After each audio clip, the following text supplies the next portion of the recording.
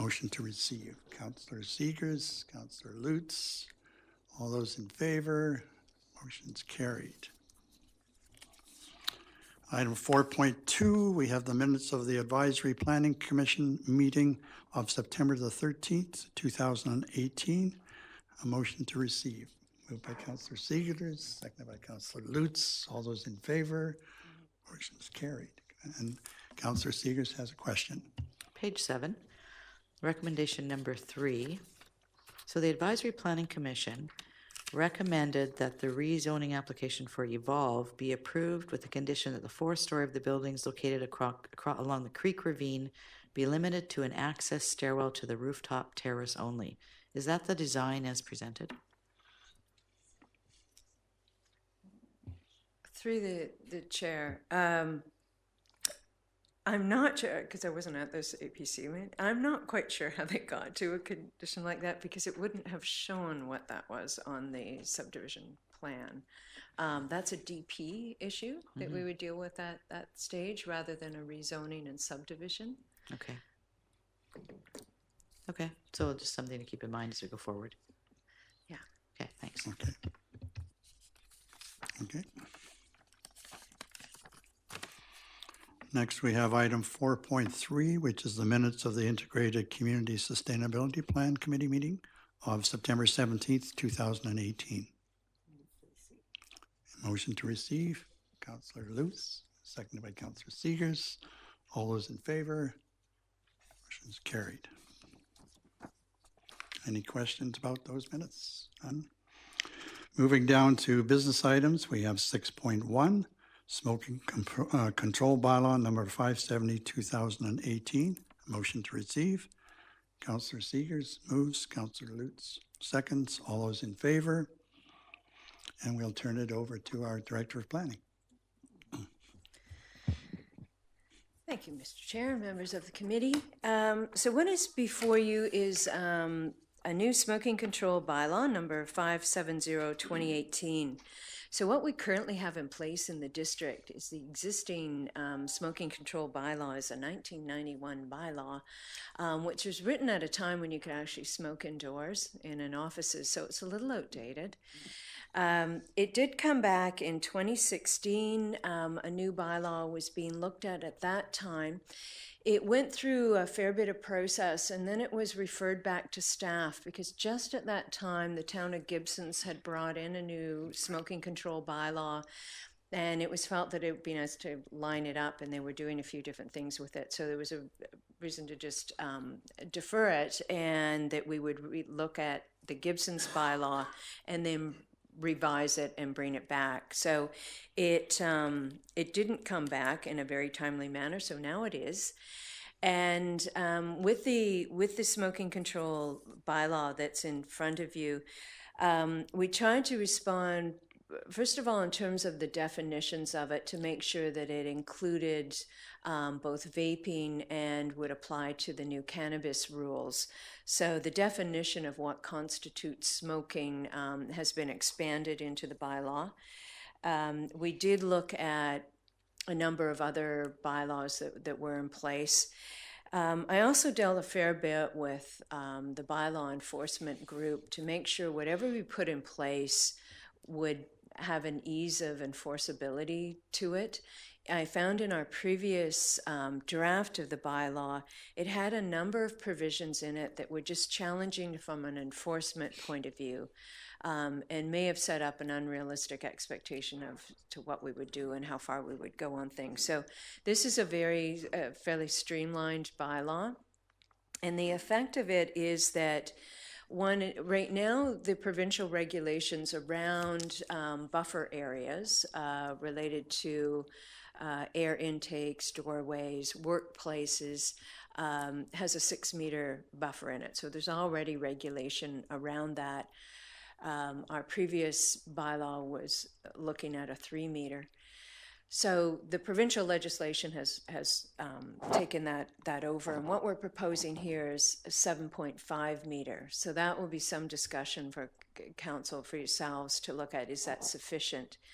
So we did that to line up with Gibson, so there was some predictability and certainty around the Sunshine Coast.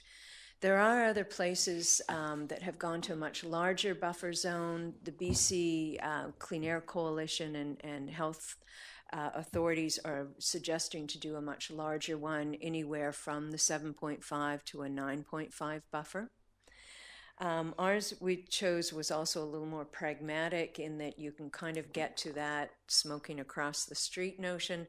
If there is a restriction on a public area or a transit stop, a basic right-of-way on a local road is just over the 7.5, so it doesn't get quite as restrictive. 9.5 takes out most of your right-of-way. So that was to give a sense visually of what the impact of that buffer is. The other in it is that we're proposing fairly strict conditions around the public areas. And this is in line with a lot of municipal smoking bylaws, but there are variations on there, so something to give consideration and direction to. We've done very much a blanket prohibition on anything that is either under the control of the district and under the control of parks. So our parks, our trails, pathways, this area under civic use, the public works area would fall under that. So that's quite a large area. It covers most of our beach access areas, that sort of thing. Some municipalities have done a variation on that where they felt that maybe that's too wide of a net on public areas, and they've either done setbacks from the building so that you can smoke on the property, but there's a separate buffer zone for that. Some have restricted it on parks, but only where the parks are fairly active so that you've got proximity to children's facilities or active play, organized sports. So they've defined areas within the park. So in something like Kinnickinnic, where it's a very large area, an alternative might be, instead of the entire park, to give consideration to perhaps it's just an area within proximity of the active area, and in the trails not as concerning. But so there are options to that. What is put forward in this bylaw is covering essentially all our park area. So that's basically it, and so I would look for any kind of input on before it's kind of dealt with at council. Is that on the right track? Are we missing certain things? It doesn't have a lot of direction on the signage issue. I didn't know if that needed to come into the bylaw. We certainly can. And I will note on one area in the definitions, I have a definition on street, and then the general smoking regulations don't actually deal with that. So that's because I edited it and initially had a provision in there that we would define areas. So if you were doing a district event on the street, that we would have that restricted because it's a district area. But because of the way we have the farmers markets, not actually so much under the district, I took it out because we weren't actually regulating that, but it is something that could come back in if we were doing street festivals, street markets, anything like that. If you wanted the prohibition to apply to that, that's where that definition might need to come back in. So that concludes my presentation on that, and then the other one I will pick up on, but it's basically to give effect to this bylaw. Thank you. Yes, Councillor Lutz. Would the farmers market not be included in the outdoor public events? So it would be not permitted. I think where again can kind of differentiate, the way I've got the outdoor public space defined, I have it owned, controlled, and operated by the district. It could be we could either do an additional one, because that's why I didn't know if that kind of fell through the cracks there of it's not actually under us. So would we need to have a restriction on something like that, in which case it's any event on a street, or we could leave it to them to determine if they want to do their own regulation on that, that within that area you're not smoking. So it wouldn't necessarily have to be our bylaw controlling that. It isn't covered under C, outdoor public event for which a district rental or event permit is required. I wasn't clear on the farmer. Do we actually give them the, if we are permitting them, so they're under our process, it would apply. If it's not, then it would be up to them. So it applies. Okay. Councillor Cedars. Thank you. I did make a note here about signage. I remember the last one, the last sign, or the last smoking bylaw that came forward. There needed to be a sign at every entrance to a building and whatever. And the concern was that given the size of some of our stores downtown, we would have signs all up and down the street that said, no smoking, or, smoking distance. And they had to be, it was indicating they had to be posted. So how would we deal with signage in this situation now where it's, with just 7.5 meters from every doorway, every air intake from, how would that be signed? Through the chair. So in response to a lot of those issues, because I think a lot of municipalities face the same issue, the health authority actually has downloadable signage that you can do. So it's not as onerous on the owners now. So that it doesn't need to be a huge sign. They're finding that in a lot of the research they've done, they haven't had a lot of enforcement issues. They can have quite small signage, that the same kind of signs can actually fit right on our beach access signs as well, without having to go into a lot of expense around that. It just is more of an education feature. And then they found that it's actually members of the public who will do most of the enforcing for you. It's more an awareness signage. But they do have downloadables, and they can customize for us, so we can actually have District of Sechelt and our bylaw number onto it. And then they just have a template, they download it. Councillor Cedars. Thank you. Bottom of page, I gotta see what the page number is on this one. It's just the first page in the actual smoking control bylaw. Bottom of the page, there's a definition for customer service area, but it's hard to read what that is. Yes. On the electronic version. On the electronic version. I don't know if it's any better on the printed one. No. No. Okay. It's page 16. Yes. Yeah, it is page 16. Sorry. My fault. Page 16. Yeah. Yeah, the bottom there. Bottom of It's the just page. cutting off one of the last sentence on That there. is something. There it is. No, it doesn't. It's cut it off on the same one on there on the stamp. Maybe just make a note of that for the council meeting when it comes forward, that it makes we can actually read what it says. I found that with all my bylaws that I had done, that I need to change it so that I've got a different kind of bottom to it, because cutting off a lot of the wording on there, not realizing that the stamp takes up quite a bit there. So I'll Alright. redo that. I'll reformat Sure. that.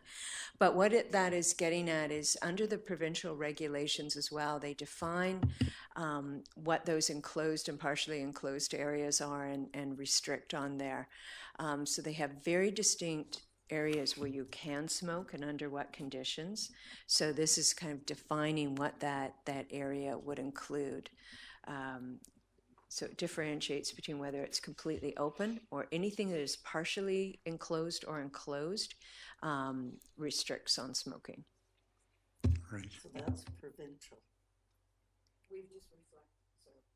Through the chair, and we've reflected that same kind of issue into the bylaw itself.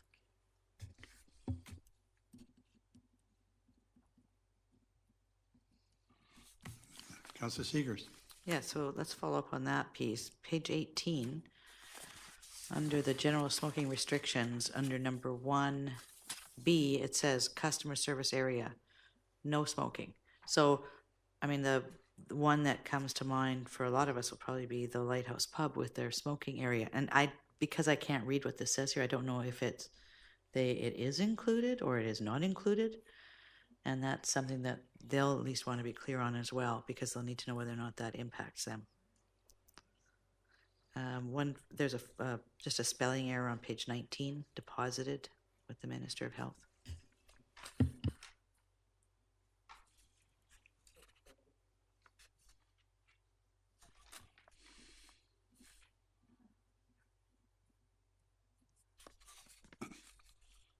Councillor Lutz, do you have anything? So we just need clarification on that particular section then. 3.1B, customer service area. Councillor Seegers. Thank you. So the second recommendation is that we recommend to council that this bylaw be given first, second, and third reading. So before I put that forward, what will be the process then? How will this go out to the community for input and feedback? Do we do first, second, and third reading and then it goes out? Or does it go out prior to that so that it can be reflected? How do we deal with that piece? Oh, I think there's a number of options there, and I would look for some advice on that in terms of the scope of this, of would it make sense to do both on our website, but also a stakeholder, a little bit more directed to the stakeholders, certainly the Chamber, Downtown Business Association. If there's anything over and above that, can certainly do of the rationale for this and what we're proposing, and give it an opportunity to come into, at least give council opportunities prior to third, if that would make sense.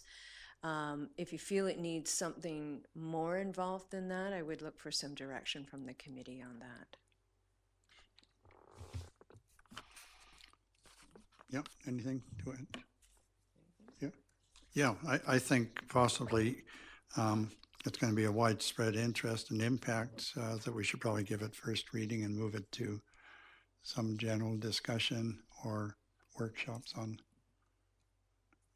vested interests. I think there's huge impact for the community with this. No smoking on beaches, no smoking on trails, right? So it's widespread. So I agree with Councillor Shanks. I think if we give it first reading, I think then we need to get some information out to the community to say this is what we're looking at, this is what we're considering, so that we can, get some input from them.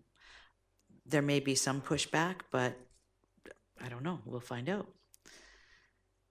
I think the majority of the community is probably going to be okay with it, but we do need to get them out there, because the next bylaw that's coming forward here is if you're in contravention of this, then you get fined. So That's right. they need to know what the rules are so that we don't just go out there and find them when they have no idea.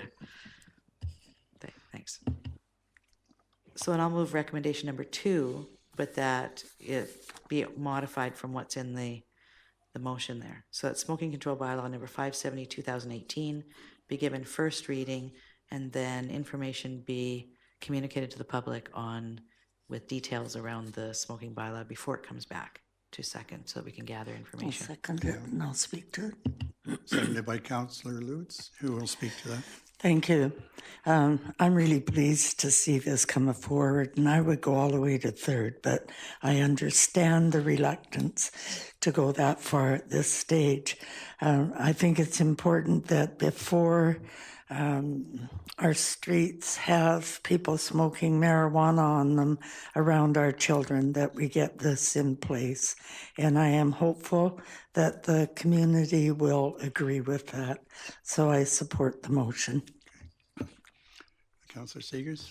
Thank you. The reason I suggested first reading, I would be okay with going to third reading as well, but it's just process. Yeah. If we are looking at making some modifications to it, it's just easier to make them after first reading before we take it further and have to rescind and all those kinds of things. Correct, So correct. first reading Yep. in my world works. Okay, so all those in favor of that motion then? Okay, motion's carried. Thank you very much. And thank you very much, Director, for that very concise report. What's that? Your chair's sinking. Oh, the famous sinking chair, it's making the rounds. This is where you become 6'7" here. Okay. It's a standard joke at the head table, moving this squatting chair. Okay, we have before us item 6.2, bylaw notice enforcement implementation bylaw.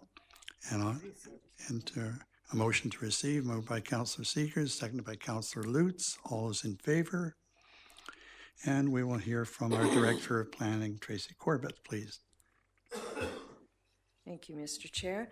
The purpose of this bylaw is simply to do an amendment to our enforcement bylaw to recognize the smoking control bylaw. So the approval of this will need to follow from the smoking bylaw because we wouldn't have this without that. So it just gives our bylaw enforcement people the authority to levy the fines and ties it to our enforcement process. So that's simply the effect of it. We do this whenever we bring in a new bylaw that requires a penalty and offense section. So fairly straightforward in that it simply, in terms of the amendments, it amends into this Schedule A of that bylaw. It identifies in terms of the elements that we will I didn't think I had audio, but This background music. Yeah, it's a nice effect, actually. So it identifies the various elements of what we are restricting, and then it applies the penalties to it. So that's simply the effect of the bylaw. And that concludes. Thank you. Okay. Councillor Seekers. I'll move recommendation 2 up to first reading. Yeah, And consistent then- with the yeah. previous, yeah. Second. All right then. All those in favor? Good. So we're just up to first reading again, and consistent with the previous bylaw. Good.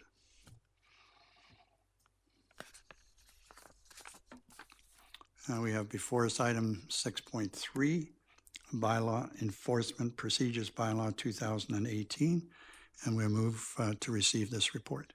Moved by Councillor Seegers, seconded by Councillor Lutz. All those in favor? And we'll refer to Tracy Corbett, our Director of Planning, once again. Thank you, Mr. Chair. So the purpose for putting together this particular policy, we had, as is noted in the report, we have an existing bylaw enforcement information policy in the policy manual. It's a little short on information. So felt that it was a little light, and we'd had a number of inquiries over the past few months in terms of how we enforce, what we do, how we receive complaints. And it's also not very transparent.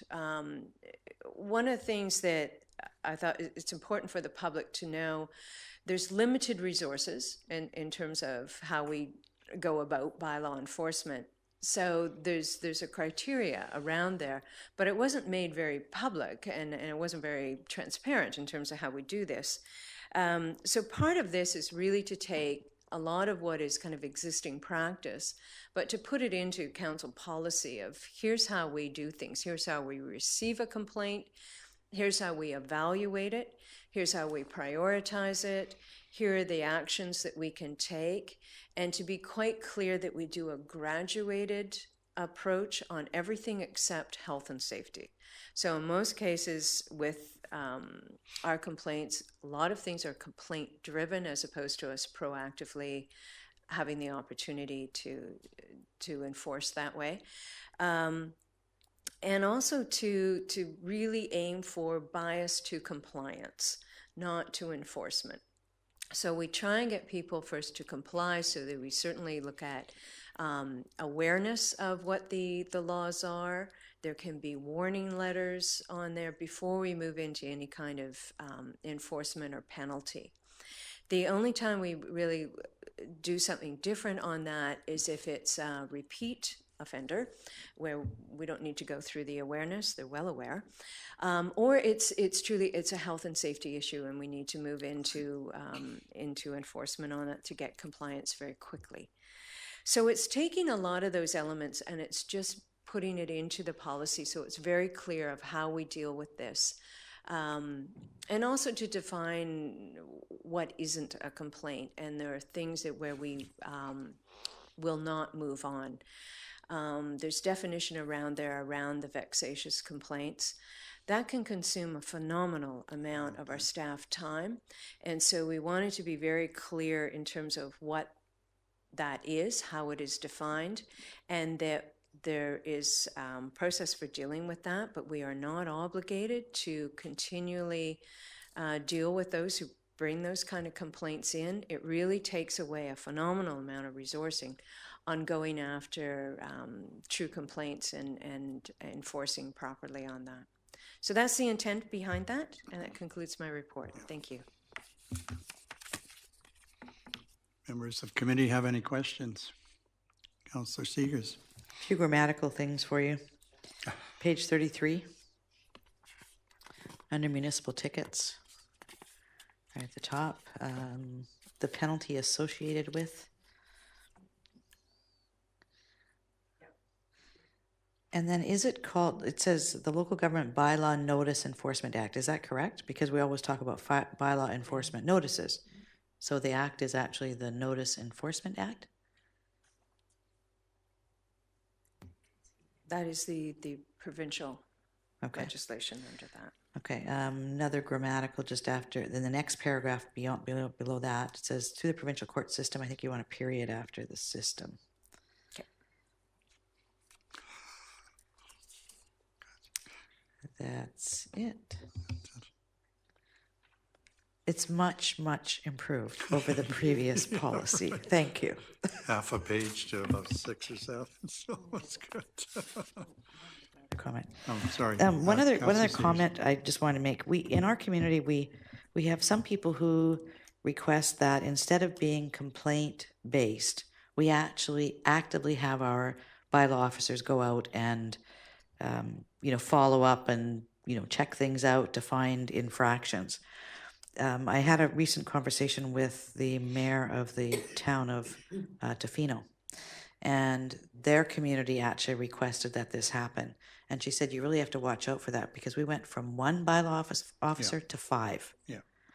Because if you actively want them to go out and do that, you need the resources on the ground. So it really is, your policy as laid out indicates that we are not staffed to that level. We're not going to say you're going to go out and you're going to find all of these various different things that are covered in our policies.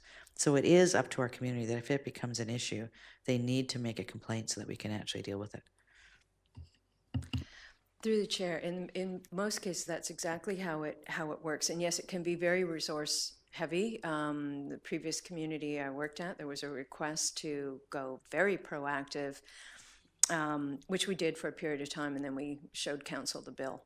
And then they changed that because it sets up an expectation around your level of service and around how quickly you can resolve something. And it was taking our policing resources away from policing. So it can be very challenging. That said, it's not completely at the behest of complaints. We have our bylaw inspectors out in the community daily. We have our bylaw enforcement officers out and on the way to certain calls. They note things. And I do a lot of site visits and irritate them and make notes of many things. So our staff are out into the community, same with our public works people. So we are made aware of something, particularly around the health and safety that comes to our attention on because of a lot of the site visits. Entertain a motion to move recommendations 2 and 3. by Councillor Lutz, seconded by Councillor Seegers. Any further questions? All in favor? Good, thank you. We have item 6.4, Integrated Community Sustainability Plan, a draft form or draft report. Entertain a motion to receive that. Moved by Councillor Seegers, seconded by Councillor Lutz. All those in favor? Thank you. And a report from the Director of Planning, please. Thank you, Mr. Chair. So we've had the district embarked on an integrated community sustainability plan process last year. It was done by Dillon Consultants, was the group overseeing it. There was a fairly large advisory committee. We met very recently to pull the advisory committee back together. Before I start in, I will say this has been a very challenging process. I kind of took it over late in the game. It kind of felt as though there wasn't really a compelling rationale on some of it, or a really compelling why, in terms of what we were wanting to get out of this. And I think that was a key issue that really influenced with the advisory committee of a lot of people were interested in this and wanting to be involved in this. And I don't think through both the consulting and internally that there was a really compelling focus on it. So I'd be curious from hearing from elected officials of your take on it. So it's got some challenges, and it does need to kind of have a little bit more work done on it. It kind of slipped through the cracks with the consulting team as well. So yeah, it's had a number of challenges. So there is a lot of information contained in it. So it's a really good resource for us to use. I just think it needs another iteration to make it really usable and focus it and be able to lead us into some good implementation strategies. So I'll go through what we have, and then I'd be really interested in your thoughts and any direction you might want to offer on this. So in terms of defining what it is, a lot of communities across Canada undertook integrated community sustainability plans, most of them starting in 2007, 2008, because that's when the gas tax money came in, and this was predicated on having one of these to be able to access that funding in a lot of the provinces. So it's intended to be long-term. It's intended to be developed in consultation with community members. And it's intended to provide that key direction around those various elements around sustainability. I will say, as someone who's done a number of sustainability plans, one thing I do find with a lot of them is that they'll say that about needing to balance and address the social, the cultural, and the economic, and they tend to be very heavily on environmental and leave those elements out. So I think that becomes a key part of how we do it and who we involve. So the approach that they took on this particular project, they went through a best practices review, so looked at a lot of other municipalities. They looked at a number of our documents, particularly the 2007 vision plan and the official community plan were key pieces, as well as a number of our other policy documents. In terms of engagement, as I mentioned, there was an advisory committee on this project. There was an online survey done, there were focus groups, and there was a pop-up event done at Oktoberfest. Based on some feedback I've had from some of the advisory committee members, those things took place, but they just didn't have quite enough time or led to really drill down into a lot of detail. I think it stayed at a little bit too superficial level. So some good opportunities, but it certainly needs some additional work. In terms of the focus areas, they did a very comprehensive view on integrated community sustainability. It looked at a number of focused areas, and as you can see in the report, it organized a lot of the elements under those focus areas. So the goals, the tasks, the potential actions are all outlined under those focus areas of the sustainability, environmental, social, and so on. In terms of the plan development stages, there were 6 phases. The advisory committee was involved in, particularly in stages 1 to 3. There was a fair bit of work around that of looking at the vision and looking at assessing the current situation. A challenge I found in reading through the report when I looked at the sustainability vision, it looked a lot like the 2007 vision out of the plan, which either suggests that was a really good vision or there wasn't a lot of analysis done on that. It didn't really evolve. So I'm not quite sure where to take that or if that needs some, it's also very long and it's can be a little bit compelling for people to read a 1.5-page vision to have it really meaningful. So it may need some work from a community engagement perspective to kind of get that down to a few talking points on it so it's a little tighter. We're now at the step 5 of developing the plan and finalizing that. It was interesting actually when I was looking at this, at the consultants' phasing, it did have for phase 5, it had to develop the implementation and the monitoring. It didn't actually have a phase that suggested we develop the draft, so that was challenging in there, and then finalizing and then getting it into council for adoption. So we're at the stage 5, but I think we've got a fair bit of work to do to redo the draft, or at least tighten it up so it really becomes more of a usable document for council and for decision making.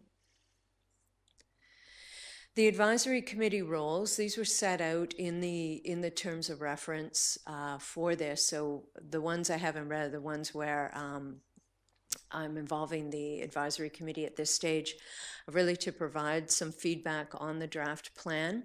So we held a meeting earlier in September on the 17th to introduce the draft, to ask some questions on what works, what doesn't, how can we add value to this process. I did get some detailed comments back from some of the members, which will really help in redrafting. And to get their advice on, so what additional consultation and what approach should we use to make this meaningful? I thought in looking at it so that we don't go down the same road of we're doing a bunch of consultation and people are just getting frustrated with this process, is to do a little bit of recrafting on the draft plan so it's a little clearer on here are the kind of things I think we could group better to make it a little tighter and a little more meaningful to people.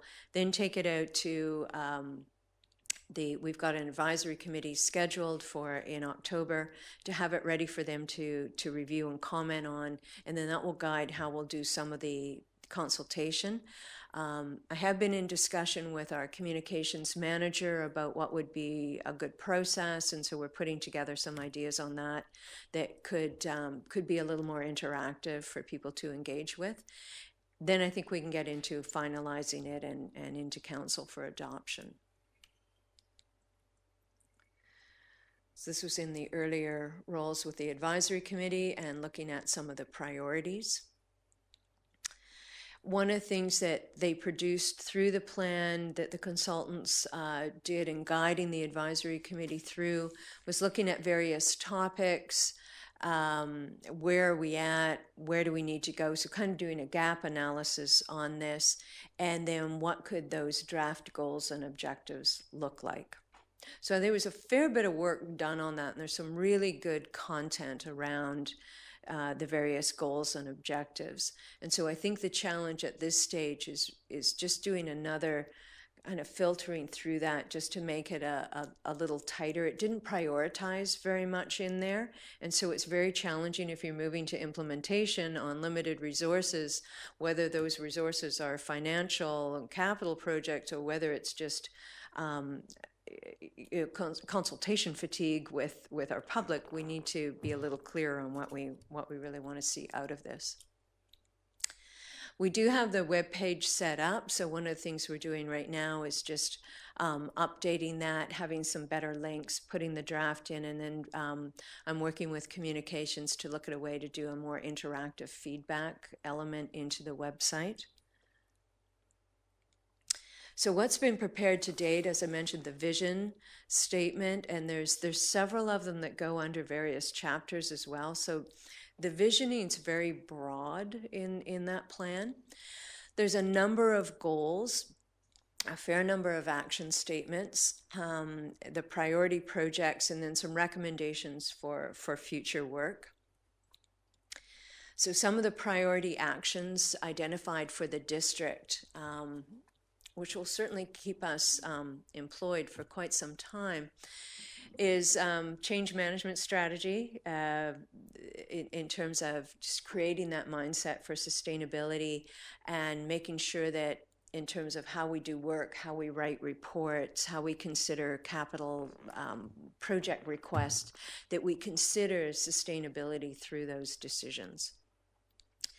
The revised sustainability checklist, so that is in the appendix of the report right now. That was revised, so I went back and forth with the consultants on that. The challenge I had with with the one they were proposing, it was based on the Whistler screening tool, which is a really good tool, but it is very complex. And my feeling there is that until we as the district are following that, we probably shouldn't be subjecting our applicants to that standard. So in the revised sustainability checklist, it goes through a lot of the various focus areas and has a number of questions in it of, did it address this and did it address that? It makes it a lot easier for council members, committee members as well. When you're seeing an application, you've got the questions right there, and it can be really a lot easier to evaluate an application as to, do you think they answered that appropriately? And it helps on decision makers. The OCP update, it was mentioned in the report that the OCP should be updated to reflect the ICSP. A lot of the ICSP I found actually reflected the OCP. So where I think we might need to focus our updates is not so much on redoing the vision or the goals in the OCP, but I think in the development permit area guidelines, we could reflect quite a bit of that information and get a lot clearer, because that would line up well with the sustainability checklist as to what's expected there at that stage. So a lot of the OCP, I think, is fairly good at addressing on some of that. I think there are some chapters, particularly around economic development, that might need to be enhanced. But our policy direction on a number of areas they mentioned, it's in there. It might just be a matter of changing emphasis or some additional information on it. The zoning bylaw updates, was mentioned, particularly around affordable housing opportunities. Short-term rentals came up a lot in the background information that I received. The subdivision servicing bylaw updates to address alternative standards. So that is ongoing now. They have chosen the consultant, and bylaw 430 is moving forward on that. And the alternative standards notion was built into that terms of reference. The others were developing complete streets. I don't know if you're familiar with complete streets, but it's creating how you deal with transportation to deal with more than just vehicular. So when we're establishing, this is where it ties into bylaw 430, when we're establishing cross sections for roads and standards that go into our subdivision, our requirements for streets that we require of applicants, that it really give consideration and accommodate other modes, particularly walking, and consider accessibility, the ability to get scooters onto our sidewalks, and how we do the letdown. So it makes it much more multimodal, and so that's what a complete street guideline addresses. Green building policy is directed at the district of how we do new buildings, how we do retrofits, that sort of thing, to create more energy efficiency. It can go beyond just energy efficiency, but it's a key part of it. And then the financial sustainability and considering triple bottom line. Additional recommendations that were in the plan included enhancing partnerships with others. Some of the things that are in that plan around implementation options will require partnerships with the province or partnerships with nonprofit agencies. Creating a more detailed implementation plan. Considering the sustainability implications of decisions in council reports in a more deliberate manner. Creating a public engagement plan for our implementation strategy, and a process for monitoring progress. The key issues that they identified for implementation, and these are, as you know, particularly those going door to door on campaigning, climate change adaptation and mitigation is a huge piece of work, particularly for communities that have shorelines. This is a huge piece of work and requires a lot of thought, because there are some areas in our community, as we know, that rising sea levels are going to be very problematic on some properties, and how we approach that is going to be really concerning. Water security, I believe you're aware of that issue. Housing availability and affordability. So the notion of developing a more comprehensive housing strategy. This is an area where I think it'd be helpful. It can tie into a number of things that we are looking at.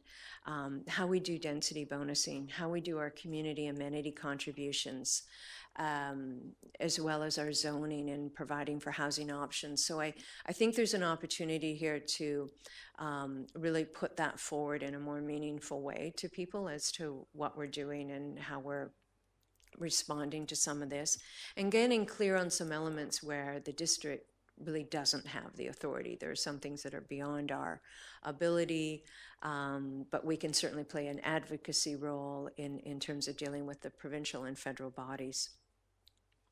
Improving growth management and urban containment and servicing. That is a key element in our OCP update, of getting clearer on that. And then integrating sustainability into decision making. So again, whether it's triple bottom line or it's in our council reports, that sort of thing. When we met with the advisory committee, these were the questions that we had discussion around, of what's really needed before we go into adoption, what type of engagement is required to do that. How do we actually add value into this document? And if it's not into the document, how do we add value into our implementation on this? So looking at what's the right balance of fixing the document versus having a really strong implementation strategy. What's needed to make it relevant and keep it relevant. And then our next step, so the updates, as I mentioned, to the website, restructuring the draft report, the advisory committee meeting on October 22nd to go through all of that. A public open house that we'll schedule sometime in November. We've got a number of things kind of happening around that time, so it'll depend on when we can do that, or if we can just piggyback on some other events so that we're not making people come out and see us too many times. Then finalizing the plan, and then presentation to council and adoption of the plan. I think that is, yeah. So that's where we're at. So what I'd appreciate before we kind of go back to the advisory committee, it's really just some initial thoughts, or if there were certain objectives that you had when we were first talking about this plan that you'd want to see in terms of if you're looking at it and determining whether it was valuable or not valuable or helping you or not helping you? Are there certain things in your mind that we should make sure that we address before we move into adoption? And that concludes my report. Thank you.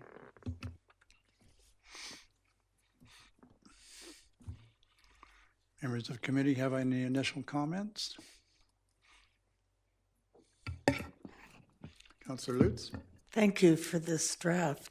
Yeah. Since the work began on this last year, there's been some talk that we need to look at regional planning more. And to set this from a draft to a policy, how will that affect moving forward with the regional strategy? Should we step back on this and do more work on looking at something more regional that interacts with each other, or this stand alone? What would be your comments? Through the chair, to confirm, do you mean doing a regional growth strategy? One can help with the other. I wouldn't hold anything up for a regional growth strategy, knowing the timelines. So it certainly wouldn't conflict, and I think it can help when you're going into doing a regional strategy as to what's important to the municipality. It's usually good input into that. So I wouldn't see it as necessarily having to wait for it. And I think particularly around the water issue, because that's probably going to be the organizing element of a regional growth strategy here, will be water. So it would probably be advantageous to have some direction in here on what people value, why this is important, the various things that we can do at the local level, and then that really guides what do you really need a regional solution on, so that you're not duplicating but really focusing, I think, more on your regional strategy. The other element I could see on some of the housing affordability is that the strength of a regional growth strategy is it can really bring the province to the table on a lot of issues. So it wouldn't be conflicting in any way. It might help in that implementation of where there are areas where, yeah, the district can do this piece, but boy, we really need some support on this.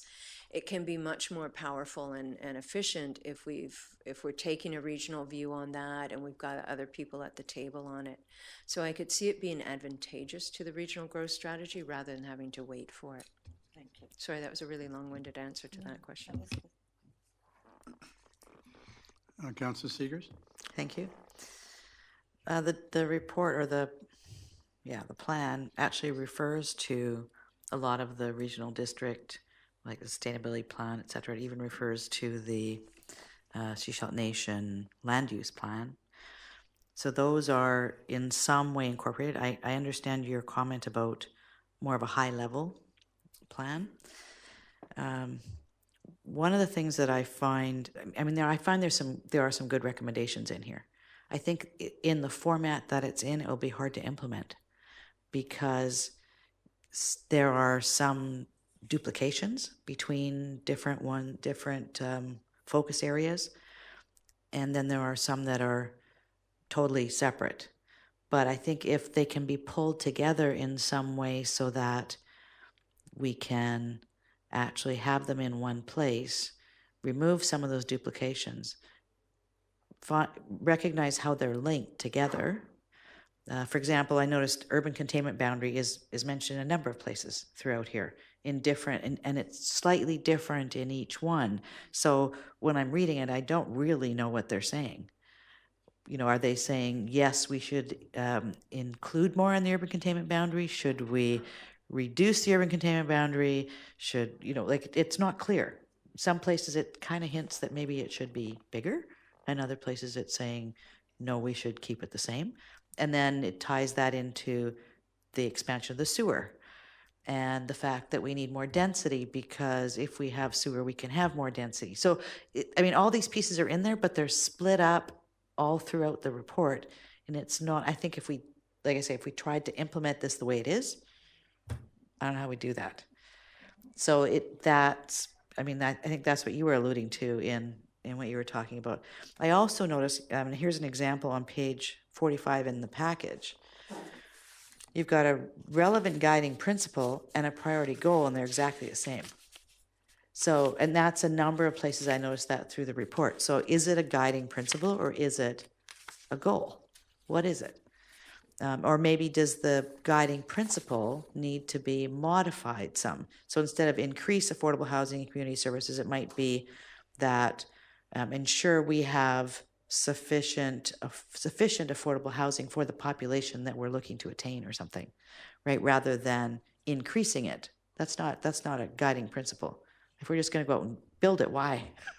What's the goal we're looking to get to? So I found some of those are a little bit vague. And then another thing I mentioned, it was actually right in the end of the document. It talked about the vision document. And I think that's the only, well, there are references through the report saying that, yes, we've taken this from the vision document and we've updated it to include it in this report. But if you look at the page 49, it's got the table showing how our various documents, like a hierarchy of them, but the vision document doesn't show up. So is this, if we adopt this, does that mean the vision document's dead and it's gone? Like what's the role of the vision document then? Through the chair, a couple of things on that. One, in most cases, an ICSP isn't the overarching, it isn't from a legislative perspective. It is a good guiding document. So I know a lot of plans do the hierarchy this way, and it's a good theory. But from a legislative perspective, it doesn't have that oomph to it to be able to do. So it certainly wouldn't impact on the vision document. I think that still stays intact. I think it's a good vision in there. A lot of that has come into OCP. A lot of this will come into OCP. But I would see it more as a kind of a parallel document, because what you want it to do is to feed into those ones where you really can give it traction. So it will help in future strategic plans. It will help in future capital plans rather than necessarily a tight hierarchy on it. Mm-hmm. So when I read the vision document, one of the assumptions in that document is that the highway is going to move out of downtown. And that was from 2007. Well, it still hasn't happened. And I don't see it happening anytime soon. We're already, 11 years beyond that. So now we're doing the ICSP, but the vision document hasn't actually been updated. So which one do we start giving more weight to, or how do we work with the two, given that, you know what I'm saying? There's a lot of documents that we're dealing with, and they're all to inform the official community plan, which is the only one that actually has some weight. So, but people talk about, well, we need the vision document, we need the ICSP, but yeah, I think we need some clarity around how these all go together.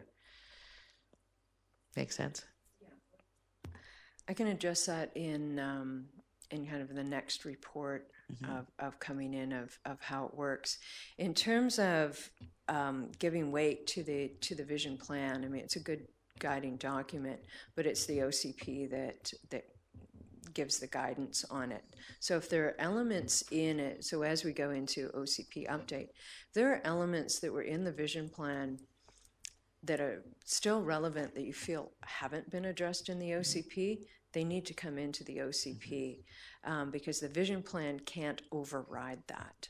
So that's where it needs to come into that kind of document, because the OCP also guides a lot of our subsequent master plans. And so like in that case, it's the master transportation plan that would need to give effect to it.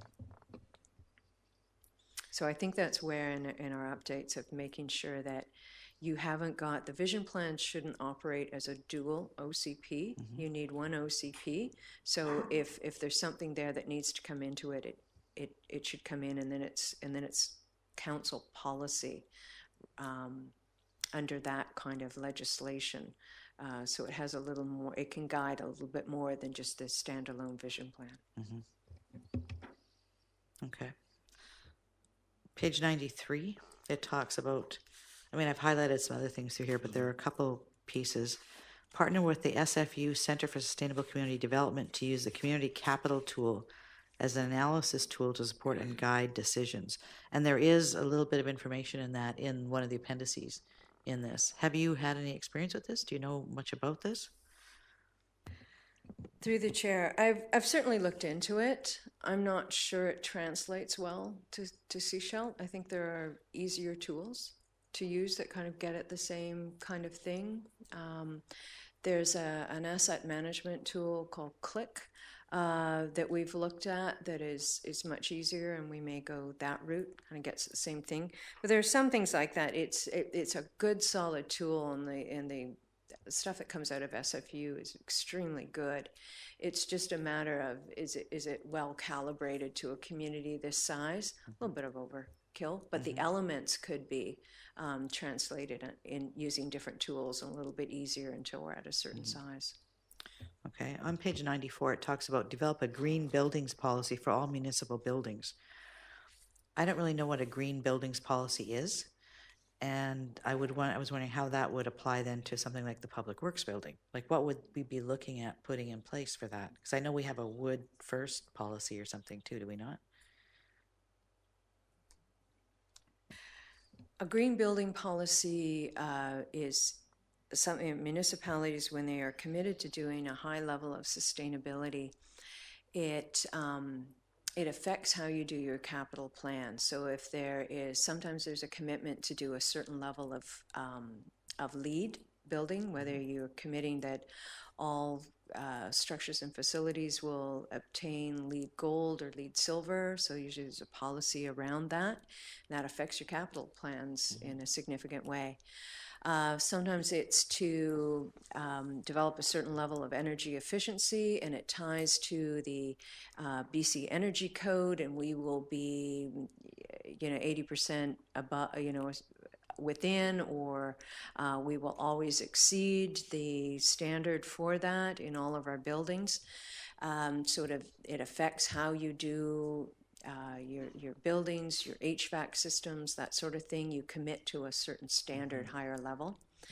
Sometimes it's less on the metrics and more on we will obtain the highest level possible, or we'll commit to drought-resistant landscaping in all our facilities. So it has various sections in there as to what a municipality will commit to.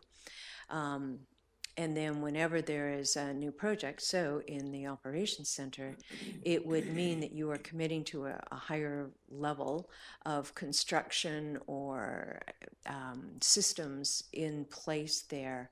And so anyone bidding on that project knows that they have to meet those standards. Okay. So there's always, whenever you do that, there's always a trade-off between cost and efficiency and sustainability. Right, okay. I'll go over the grammatical errors with you later.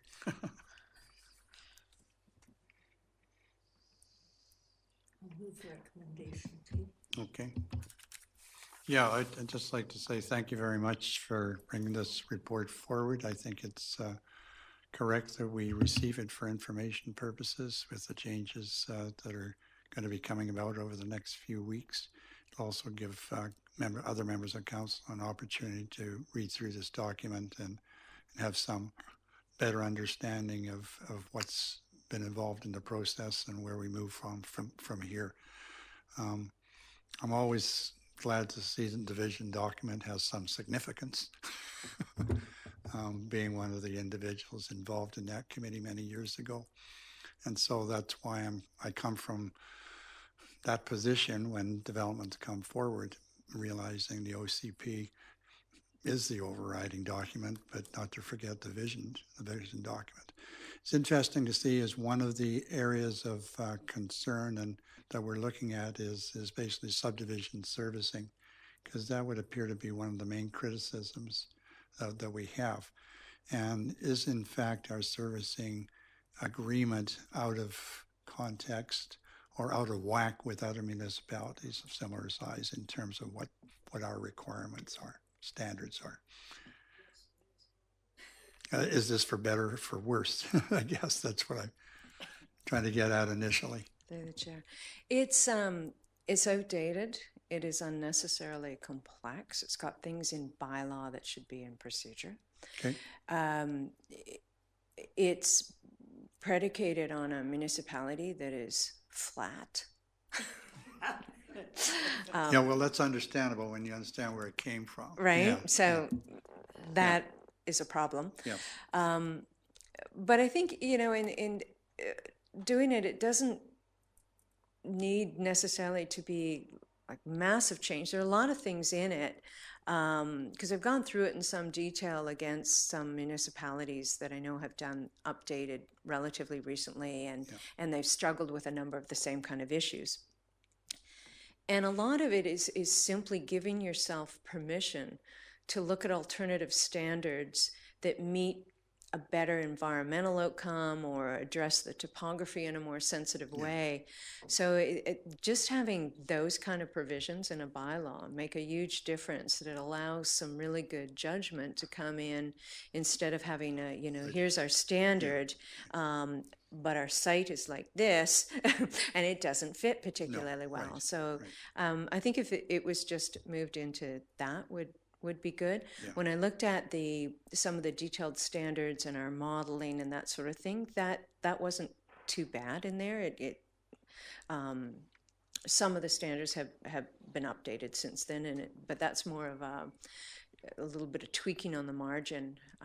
But I think in a lot of cases, it's recognizing that there's so many unique topographical aspects to Sechelt, and that a lot of those standards, they just don't apply in a community like this. Right. That there needs to be that opportunity, because what we're doing or makes sense in West Sechelt, it's not translating when we're looking at a small subdivision in Sandy Hook that's on steep slope. So I think it's just recalibrating it a little bit differently. Good. Glad to hear that, and I'm sure the community will be as well. Okay, so we've moved motion number 2, have we? Yep. All right, all those in favor? Okay, that motion's carried. Thanks very much for all your reports today. Seem to be the main attraction. So we appreciate all the work that's gone into these reports very much so. And entertain a motion to adjourn. We're adjourned. And thanks for coming, people. We'll see you next time.